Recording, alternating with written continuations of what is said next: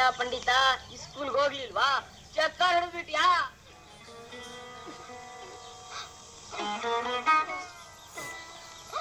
ಯಾಕೋ ರಾಮ್ ಹೇಳ್ತಾ ಇದ್ಯಾ? ಮೇಷ್ಟ್ರು ಹೊಡೆದ್ಬಿಟ್ರಾ? ಇಲ್ಲ, ಅಪ್ಪ ಕೆಲಸ ಹುಡ್ಕೊಂಡೋದ.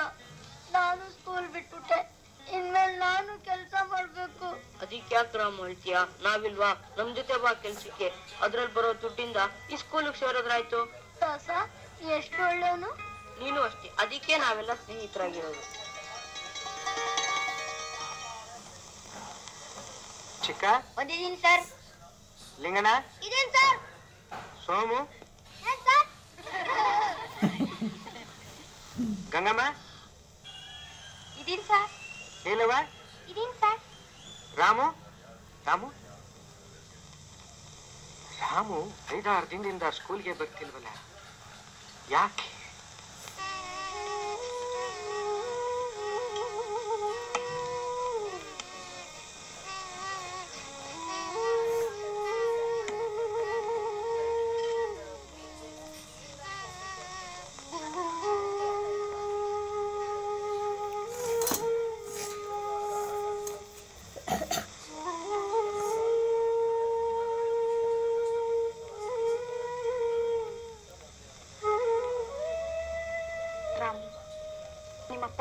ಒಂದು ವಾರ ಆಯ್ತು. ಮನೆಯಾಗ ಏನೂ ಇಲ್ಲ. ನಾಳೆಯಿಂದ ಗಂಜಿ ಕೂಡ ಕಷ್ಟ ಕಣಪ್ಪ. ಬಸ್ ಸ್ಟ್ಯಾಂಡ್ಗೆ ಹೋಗಿ ಮಸ್ತಾನ್ನ ನಿಮ್ಮಪ್ಪ ಸಿಕ್ಕಿದ್ರ ಅಂತ ಕೇಳ್ಕೊಂಬಪ್ಪ.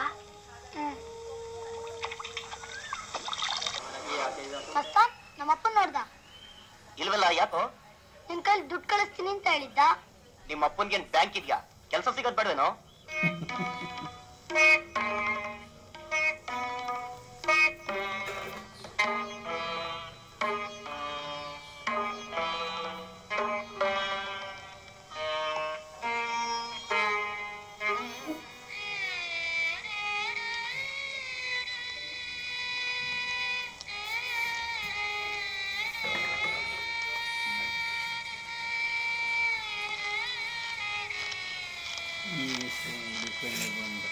ರಾಮು ಹುಷಾರಾಗಿದ್ದಾನೇನಮ್ಮ?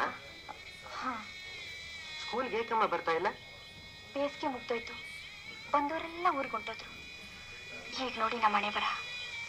ಬೆಳಗ್ನಿಂದ ಕುಂತೀವಿ, ಒಂದು ಕಾಸಿನ ವ್ಯಾಪಾರ ಆಗ್ಲಿಲ್ಲ. ಅವ್ರ ತಂದೆನೂ ಕೆಲಸ ಹುಡ್ಕೊಂಡು ಊರಿಗೆ ಹೊಂಟೋಗವ್ರೆ. ಈಗ ರಾಮು ಕೂಲಿ ನಾಲಿ ಮಾಡಿ 4 ಕಾಸು ತಂದ್ರೇನೆ ಊಟ.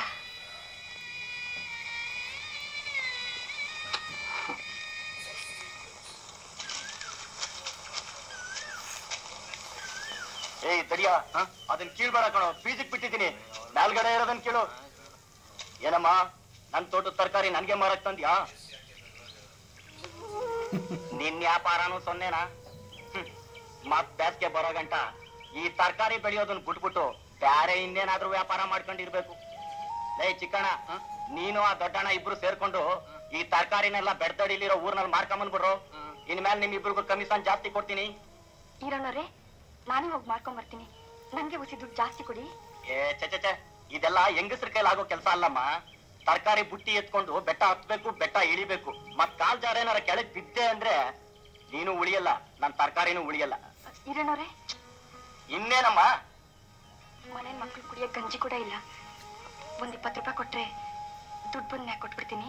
ವ್ಯಾಪಾರ ಮಾಡೋ ಜಾಗದಲ್ಲಿ ಸಾಲ ತಗೊಳ್ಳೂಬಾರ್ದು, ಸಾಲ ಕೊಡ್ಲೂಬಾರ್ದು. ಇದು ನಿನಗೂ ಒಳ್ಳೇದಲ್ಲ, ನನಗೂ ಒಳ್ಳೇದಲ್ಲ, ತಿಳ್ಕೊ.